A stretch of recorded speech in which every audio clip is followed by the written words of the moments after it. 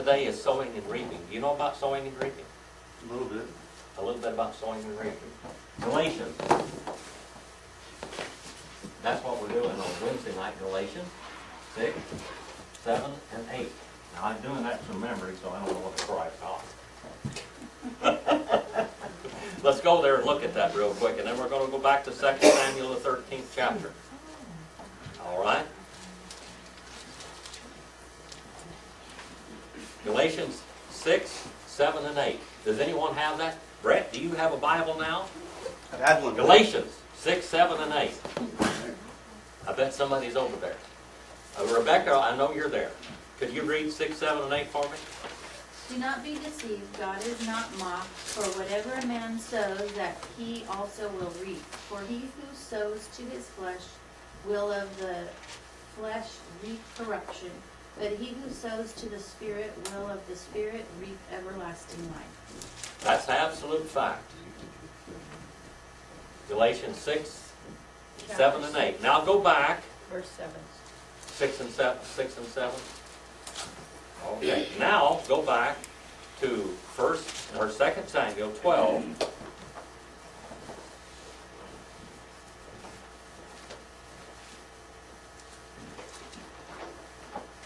12, 9, 10, and 11. Now David was a man after God's own heart. He was. But the Bible is very honest in everything.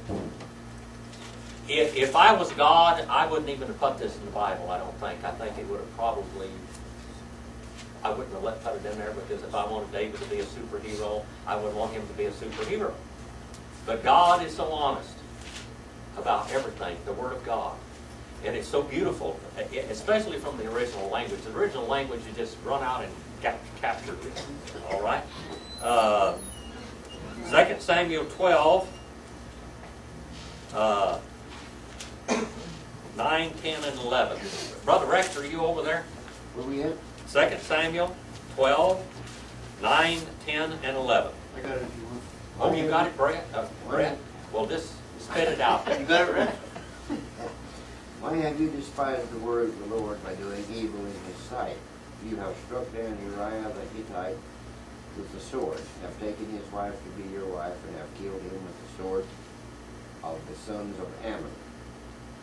Now therefore, the sword shall never depart from your house, because you have despised me and have taken the wife of Uriah the Hittite to be your wife. All right, the Hittites were the sons of Heth, by the way. That was Canaan's son, you know. And Canaan was Ham's son. It was a cursed line. Well, here we saw last week that we have a cursed man, was Uriah, but he, even he could believe, and he could be, well, his name means what? Is it blessed or faithful or? Jehovah's light, you know. Jehovah's light. Yeah, you know, I mean, he had a wonderful name. Even his father had a wonderful name, friend of God. These people, these Hittites here, they may have been cursed, all right, but it doesn't mean, I don't care what kind of family you raised in, you can still go the right direction. You might be have nothing but a bunch of gainers that you grew up with and just trash. Really. And you can go the right direction. And God will bless that. All right. And verse number 11, did you read that also? Thus saith the Lord, behold, I will raise up evil against you from your own household. I will even take your wives before your eyes and give them to your companions, and he will lie with your wives in broad daylight. All right. And verse 12, it says, indeed you did this secretly, but I will do this thing before all Israel in the sunlight, in broad daylight. All right. And of course, David repented. He called upon the Lord to forgive him and everything, but his sowing, the seed was still sown. In verse number 9 it says, you have despised, or 8, I gave you your master's house and your master's wives and your care, and I gave you the house of Israel and Judah, and if that had been too little, I would have added you many more things like these. David could have had it all. David did have it all. He had it all. Now, we begin reaping. This is where we are today. Now we're going to reap. David is going to reap what he sowed.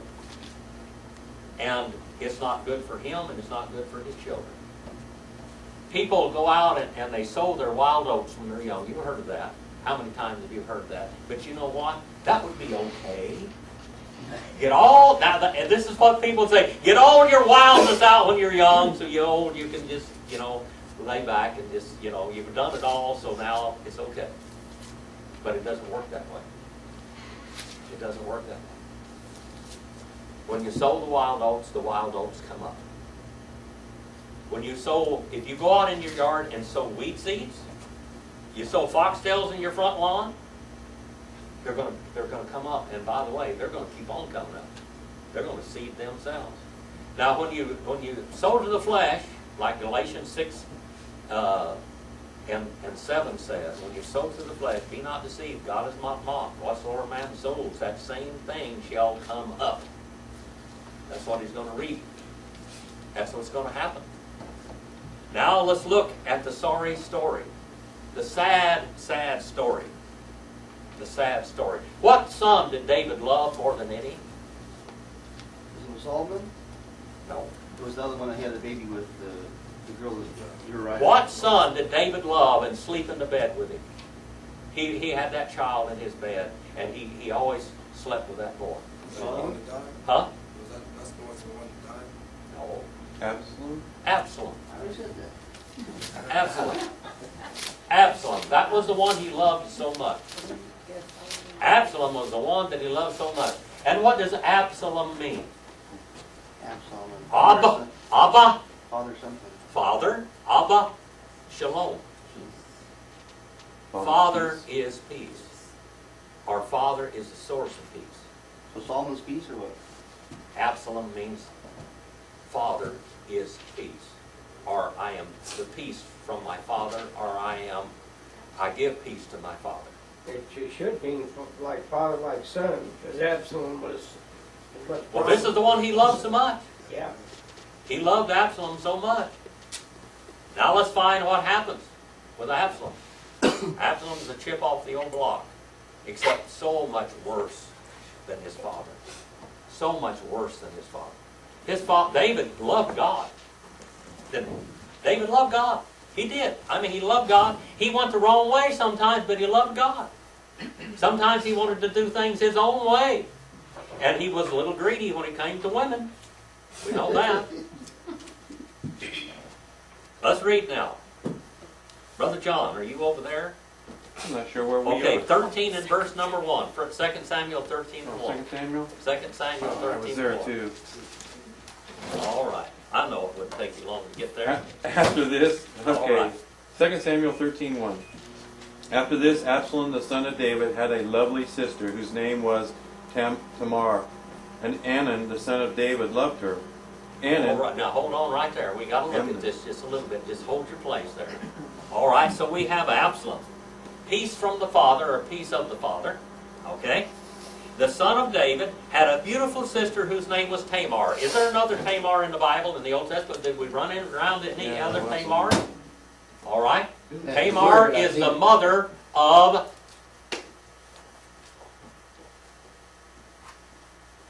Huh? Who was she the mother of? Perez. Perez, which is a descendant of David. So they named this girl, David named this girl, now this is David's daughter also, all right, Tamar, and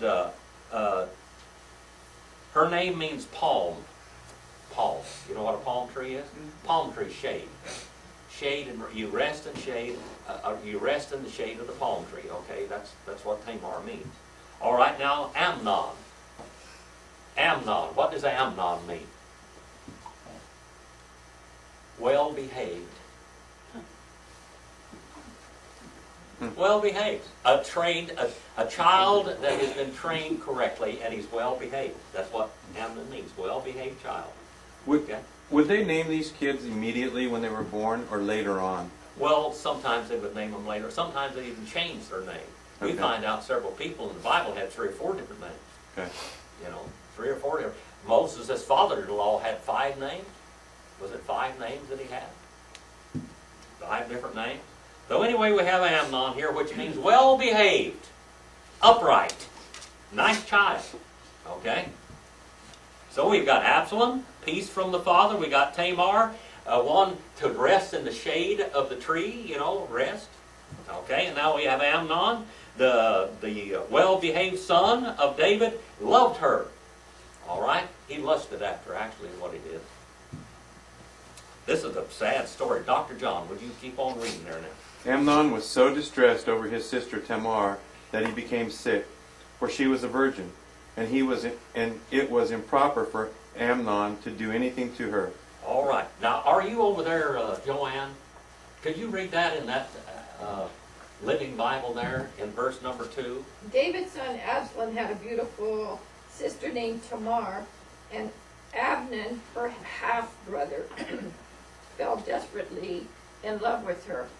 Amnon became so obsessed with Tamar that he became ill. She was a virgin, and it seemed impossible that he could ever fulfill his love for her. All right. Now, that's a pretty good translation of that. That's the Living Bible, all right? And the Living Bible in the Old Testament is so much like the Jewish Publication Society's translation of the Hebrew Scriptures. Sometimes it's wrong, or they go off with their tangents and different things, but in this here, it's pretty good. All right? Verse number 3 now, David. You're David. This one? Oh, Yeah, okay. I hardly ever have you read. But Amnon had a friend whose name was Jonadab, the Okay. son of Shemiah, David's brother, and Jonadab was a very shrewd man. All right, he's a shrewd man. Okay, so now let's look at verse number 3 a little bit. Okay? Now we have Amnon, who had a friend named Jonadab. And Jonadab means what? It means Jehovah is liberal. That's what his name is. Jehovah is liberal. All right? And the son of Shemaiah. Now, what does Shemaiah mean? Okay? Now, you have to remember here that all of these people are related to David.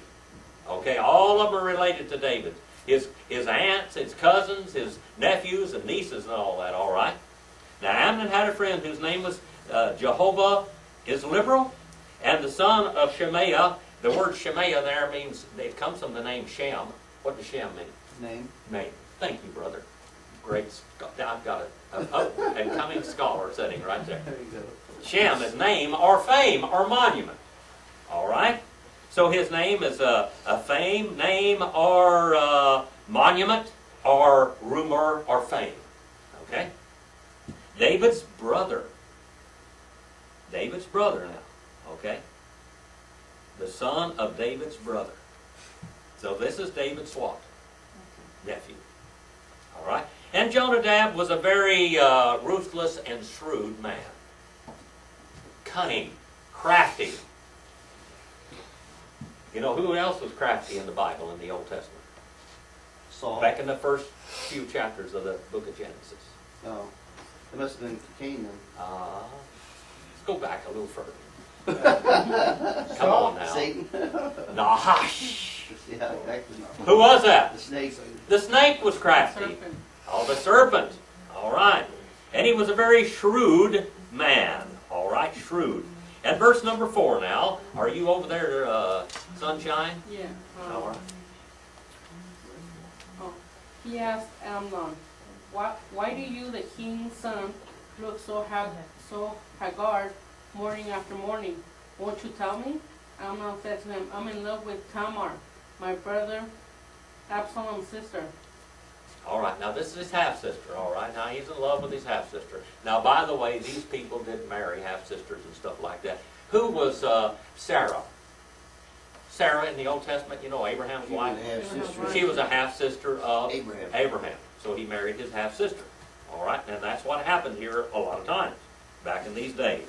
Now, that's not proper today, especially with all the genetic pollution that we have in our system. I mean, it wouldn't be good. It's even illegal to do this.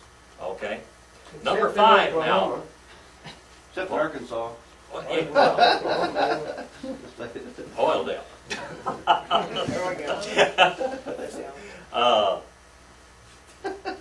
Tracy, number 5. 13, 5? Uh-huh. Well, Jonadab said, I tell you what to do. Go back to bed and pretend you are ill. When your father comes to see you, ask him to let Tamar come and prepare some food for you. Tell him you feel better if she prepares it as if she walks and feeds you with her own hands. All right. Now I'm going to tell you something. That living in my house is horrible. I'll tell you why. My wife cooks from the very early in the morning till late at night. And right at nighttime, she is cooking these stuff, and I can't eat it, but she makes me hungry. I'm starving.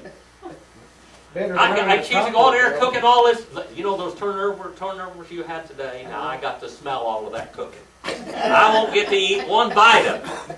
Okay, I can't eat a bite of that. But I got to smell it all, and it made me hungry, and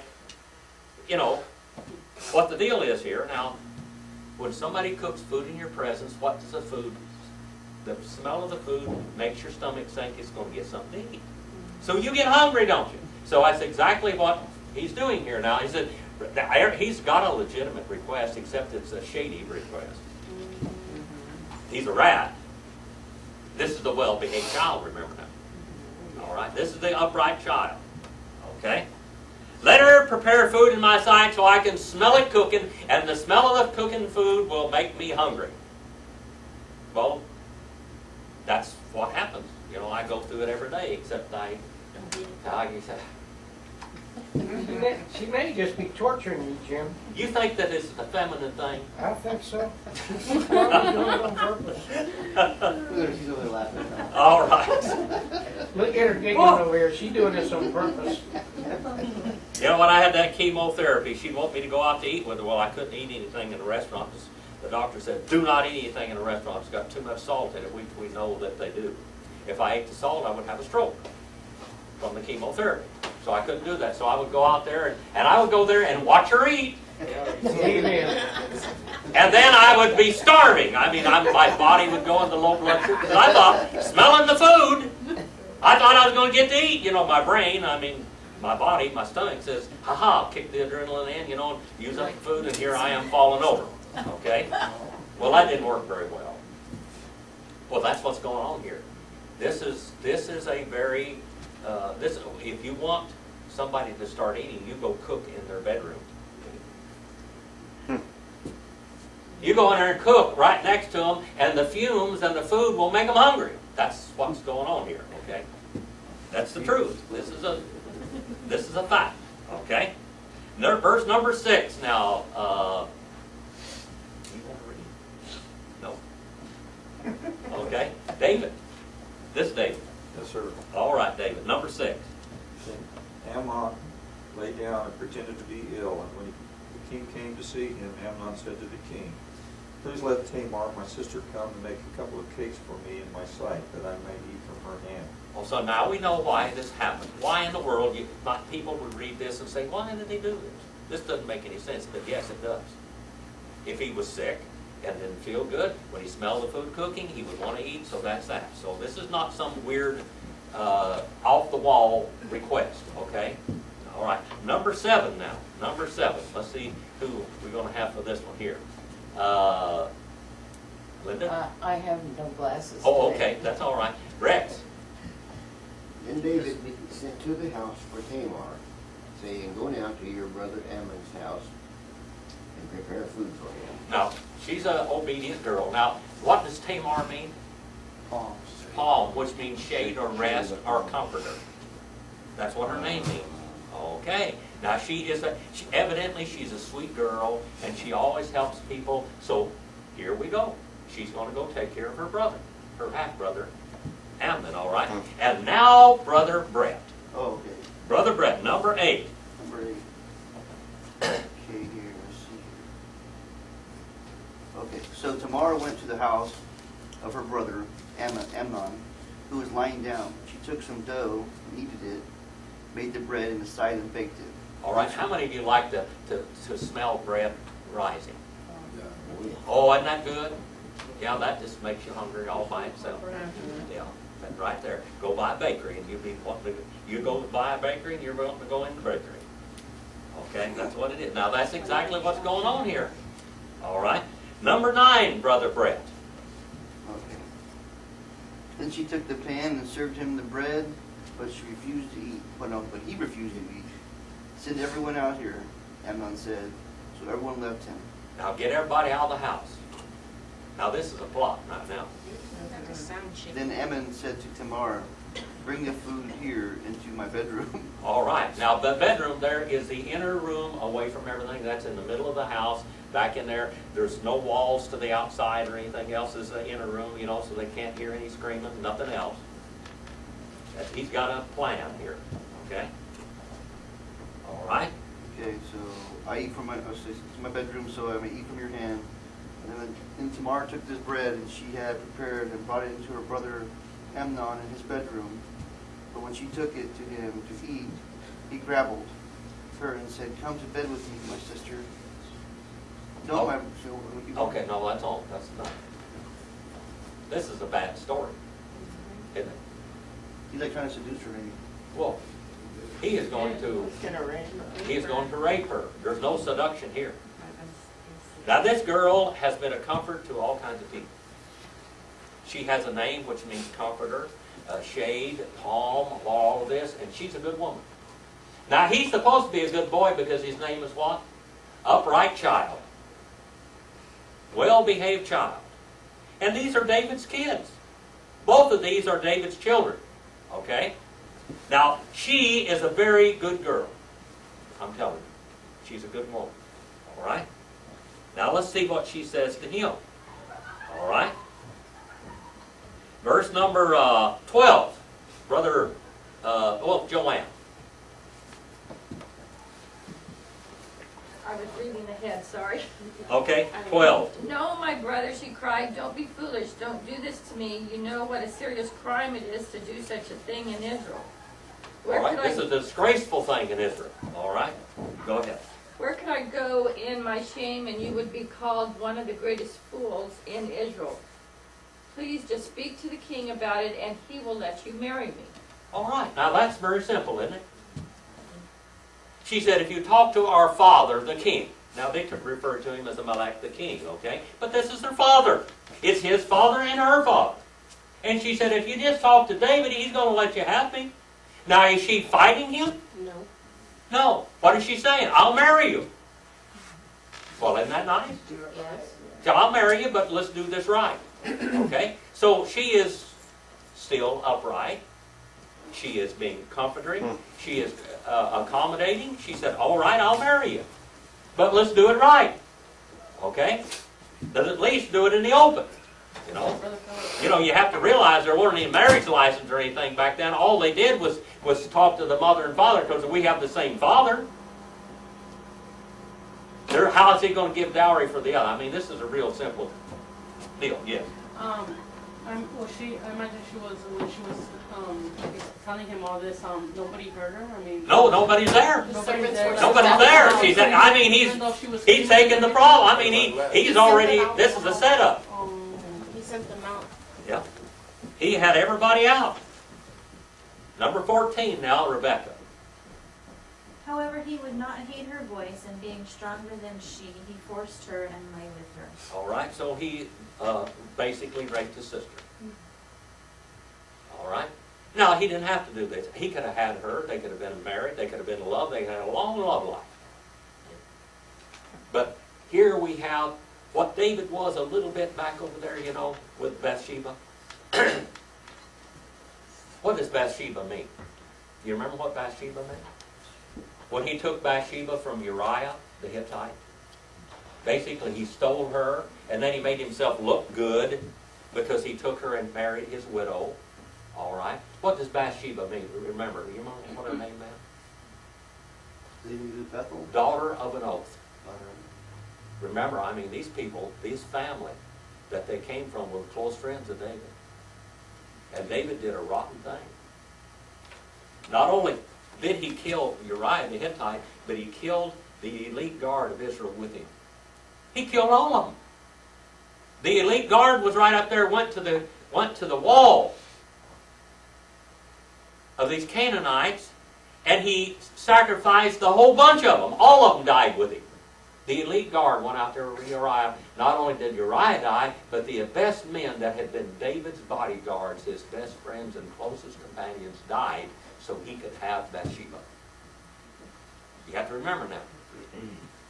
Now here, yes, brother. What did you say her name means? Bathsheba means daughter of an oath. Daughter of an oath.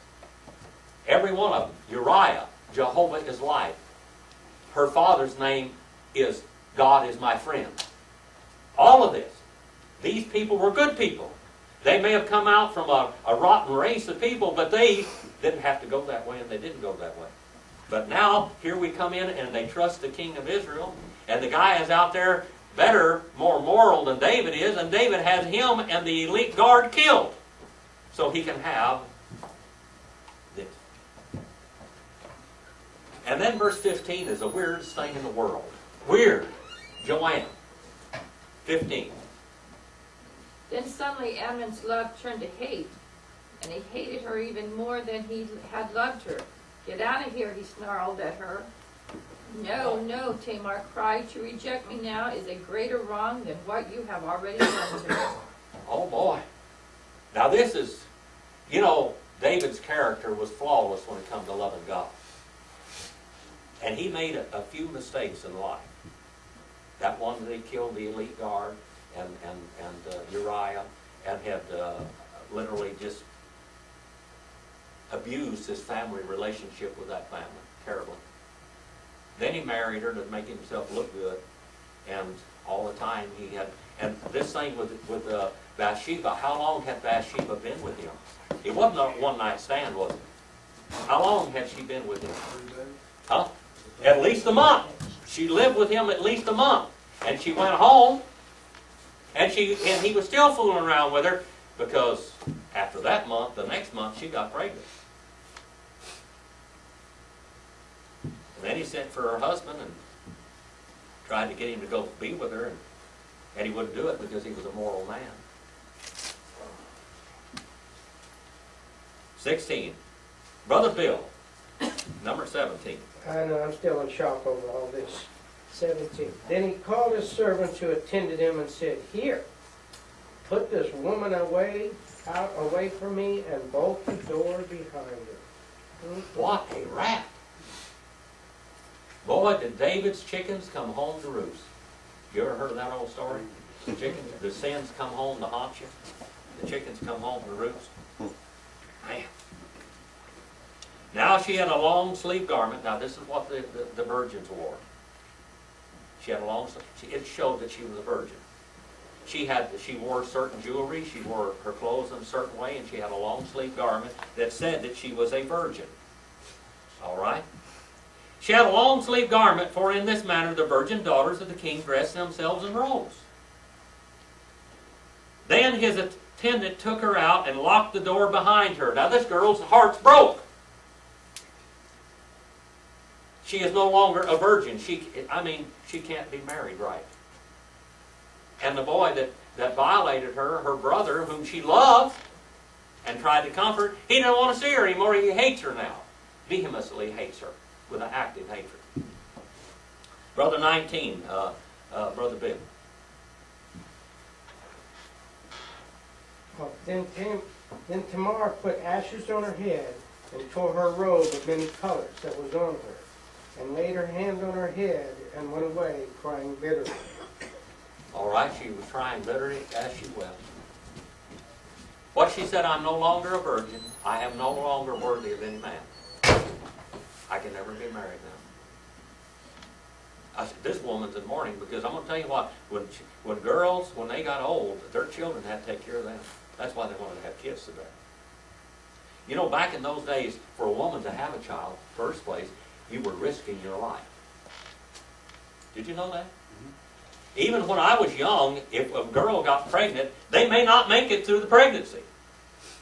Now today, there's a lot of things, you know, it's so much easier today that they can watch you, they can tell you what kind of child you're going to have and everything. But back in those days, it was a life and death thing to have children. Now, a lot of children died.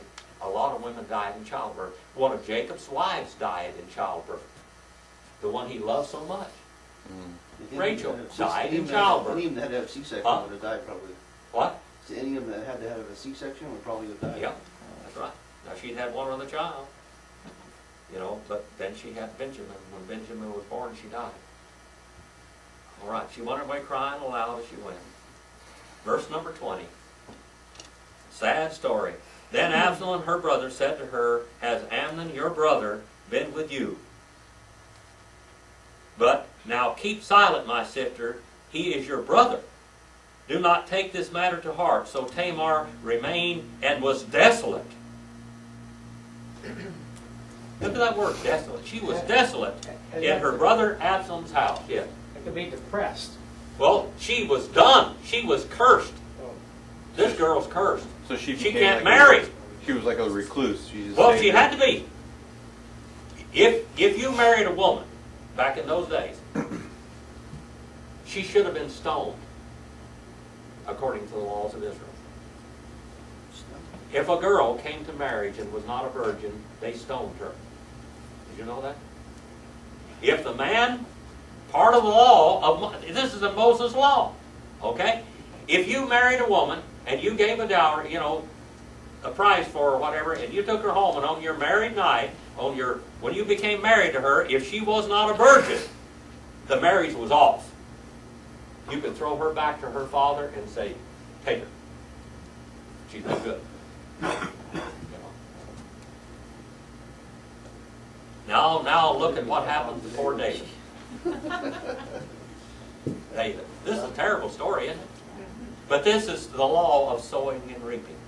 The law of sowing and reaping. All right, Stacy. King David heard what happened. He was very angry. He was angry. He was mad. So Absalom never spoke to Amnon about this. He hated Amnon deeply because of what he done to his sister. Okay, didn't speak to him either good or bad, but he hated him because he violated his sister Tamar. Absalom, father is peace. Just remember that. Absalom would never be peace to his father ever. He's going to see in his child all of his deceitfulness and greed and anger and lust magnified 1,000 times. David wasn't the kind of man Absalom was at all. He wasn't this type of person at all. All right, 23 now, Dr. John. And it came to pass, after 2 years, that Absalom had sheep shearers in Baal Hazor, which is near Ephraim. So Absalom invited all the king's sons. Then Absalom came to the king and said, kindly note, your servant has sheep shearers. Please let the king and his servants go with your servant. Just keep on reading, brother. But the king said to Absalom, no, my son, let us not all go now, lest we be a burden to you. Then he urged him, but he would not go, and he blessed him. Then Absalom said, if not, please let my brother Amnon go with us. And the king said to him, why should he go with you? All right. David is a little bit worried. David is a little bit worried. Now, what happened? What happened when Uriah came to his doorstep and he wouldn't go home and sleep with his wife? And so that way Amnon would have, or Uriah would have thought that this was his child that she was carrying. So she wouldn't do it. So he got him drunk. And still he didn't go, and then he gave his death sentence to his hand and tell him to go out and put him in the front of the line, and then Joab put him in the front of the line with the elite guard. And they killed Uriah and David's bodyguards. Here we see it magnified. Oh, go ahead. But Absalom urged him, so he let Amnon and all the king's sons go with him. All right, Absalom kept on pestering him. He kept on pestering him, and he kept on pestering him. He just kept on doing this. And finally David said, okay. Now verse number 28. Brent. Absalom ordered his men, listen, when Amnon is high, spirits from drinking the wine, and I say to you, strike Amnon down, then kill him. Don't be afraid. Have not I given you this order? Be strong and brave. So Absalom's men did to Amnon what Absalom ordered. Then all the king's sons got up and mounted their mules and fled. All right, they all got on their donkeys and left. They all got on their donkeys and left. They were riding donkeys. Big donkeys. Okay. And they left. That was while they were on the way till the report came to David saying, Absalom has struck down all the king's sons, not one of them was left alive. Boy, this is bad news. Then the king arose and tore his clothes and lay on the ground. All his servants were standing by with his clothes torn. And Jonadab, the son of Shemaiah, all right, son of David's brother, all right, Jonadab, the son of Shemaiah, David's brother, this is his nephew, responded. His nephew responds that these are all David's close relatives here. Do not let my lord suppose they have put death all the young men, the king's sons, for Amnon alone is dead. Says only Amnon is dead. Because by the intent of Absalom, this has been determined since the day that he violated his sister Tamar. Now therefore do not let my lord king take the report to heart, namely, all the king's sons are dead, for only Amnon is dead. And now Absalom has fled. And the young man who was the watchman raised his eyes and looked, and behold, many people were coming from the road behind him by the side of the mountain. And Jonadab said to the king, this is his nephew again, and who is this other, who is Jonadab? He's the one that. He's not quite so innocent, is he, young lady? No, you told Amnon. He's the one who told him how to seduce this girl. His cousin told him how to seduce his other cousin. And Jonadab said to the king, behold, the king's sons have come according to the servant's word, so it happened. Verse number 36, and it came about as soon as he had finished speaking, that behold, the king's sons came and lifted their voices and kept on weeping. They were crying aloud. Also the king and all his servants wept very bitterly. David's sins are coming home. The wild oats are coming back. They're coming up. The crop has risen. Verse number 37 now. Now Absalom fled and went to Talmai, the son of Amminhud, the king of Geshur, and David mourned for his son every day. Now he mourned for Amnon, and he mourned for Absalom. Absalom was his favorite boy. Remember that. So Absalom had fled and gone to Geshur, and for how long? 3 years. 3 years. And the heart of King David longed to go out to Absalom, for he was comforted concerning Amnon since he was dead. Chapter number 14 now. Now Joab, the son of Zeruiah, all right, okay. Joab, what's Joab mean? Anybody remember what Joab means? Some father too. Well, it's got father in there. Jehovah is father. That's what it means. Son of Zeruiah, which means balm or ointment. Okay. Perceived that the king's heart was inclined toward Absalom. And Joab now, Joab is a good guy and a bad guy. He's got grudges too. And he carried out, he killed somebody, didn't he? Remember, he killed a guy that killed his brother after David had, and it's going to cost Joab his life later on. Verse number 2, and Joab sent to Tekoa, all right? Tekoa means firm settlement, all right? And brought a wise woman from there and said to her, Brother Bill, are you listening? Wise woman. But I didn't believe that part. Now, wait a minute. Let's look at this word wise now. All right? It comes from a Hebrew word. All right? Like this.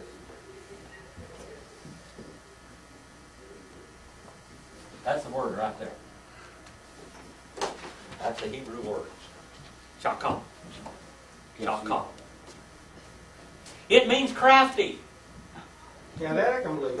All right. I can believe Now it. I knew you. I was hoping you'd be here today, brother. That I can go with. So Joab sent to Tekoa and brought a wise woman from there and said to her, "Please pretend to be a mourner."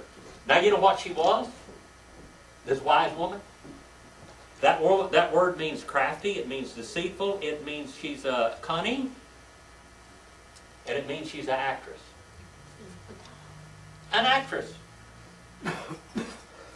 I remember a long time ago, Brother Madden, you know, one of my teachers, he's a big old tall Cajun guy. His father-in-law came out from Arkansas to Southern California. He said, "I want to see John Wayne's house." He said, "Well, you want to see John Wayne's house? Just a liar." Get up there and lie in front of people and make everybody think he's somebody he isn't. That's what he thought of actors and actors. He didn't like him.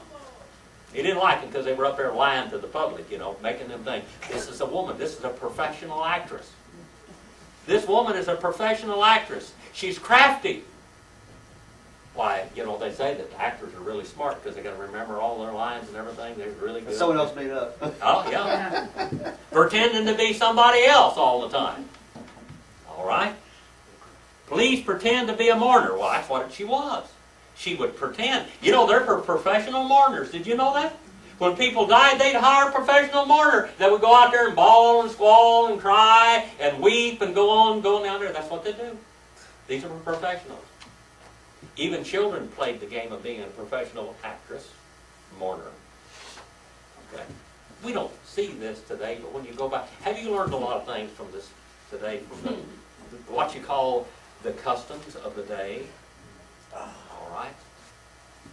Please pretend to be a mourner and put on mourning garments now, and do not anoint yourself with oil, but look like a woman who has been mourning for the dead many days. Here he hires a professional actress, and the creep comes. Here she comes. Then go to the king and speak to him in this matter. So Joab put the words in her mouth. He told her exactly what to say. And she's real good at it. She's a professional. Verse number 4. Now when the woman of Tekoa spoke to the king, she fell on her face into the ground and prostrated herself and said, "Help, O king, help!" Actress Bill. And the king said to her, "What's your trouble?" Now you remember the king is a judge, isn't it? David is a judge. And it says that he judged righteously among all the people. Now he made mistakes in his life, but it said that he judged righteously with all the people of Israel. He brought justice. She said, "Truly." All right, she said, "Truly, of all."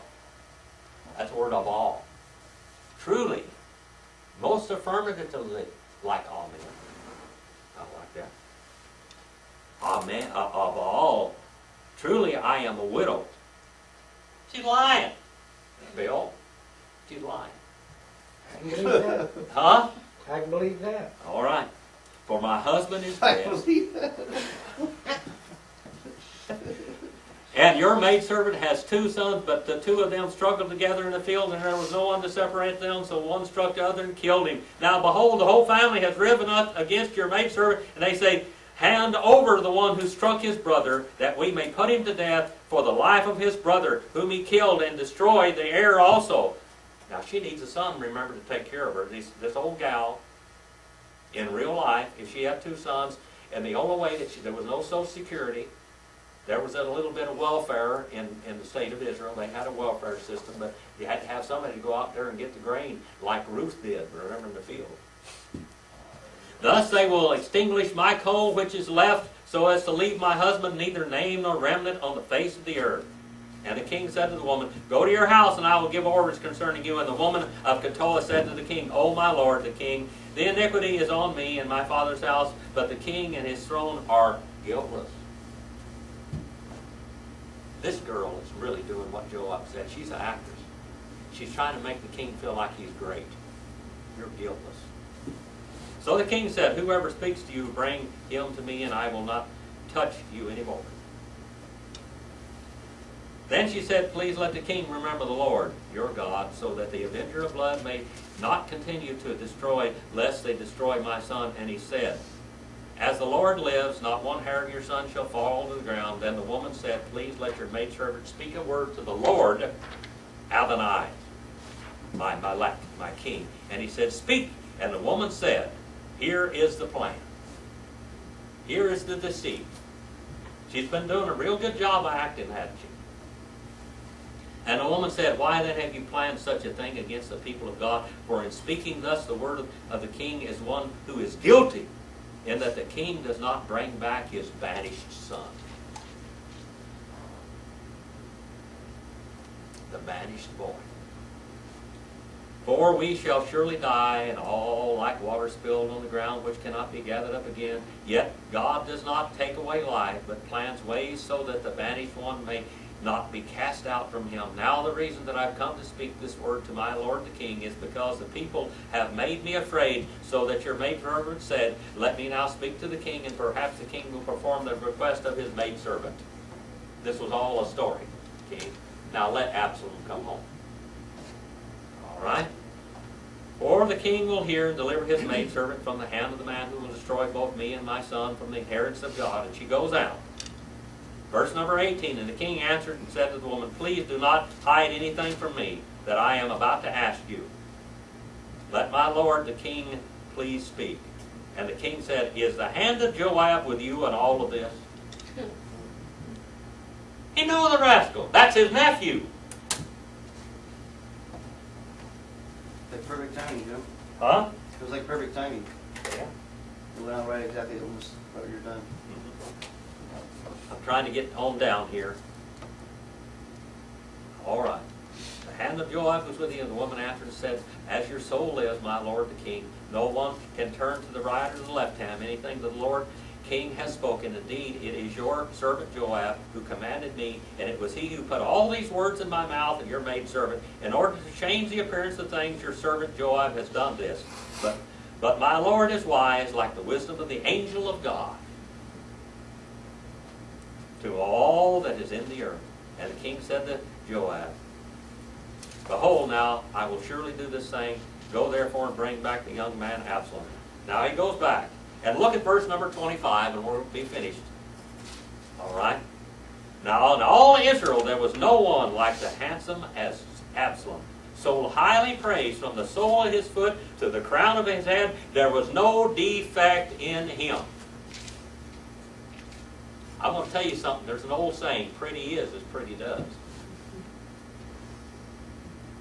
There was a song one time, make an ugly woman your wife and you'll be happy for the rest of your life. You remember that song? This is too old for a lot of you. Make an ugly woman your wife and you'll be happy for the rest of your life, because she will be thankful. All right? Pretty is as pretty does. This boy might have been handsome, but don't give it a rap. And when he cut his hair, the hair of his head each year, he cut it, and he weighed 200 shekels by the king's weight. In other words, he wasn't baldy either. He had good hair, Bill. A lot of hair. Didn't do him any good. And to Absalom there was born 3 sons, and one daughter's name was Tamar. He named after his sister. And she was a woman of beauty and appearance. And Absalom lived 2 full years in Jerusalem, did not see the king's face. And then in verse number 30, look at this rascal. And Joab lived next to Absalom, and Absalom set Joab's field on fire. He's a rascal.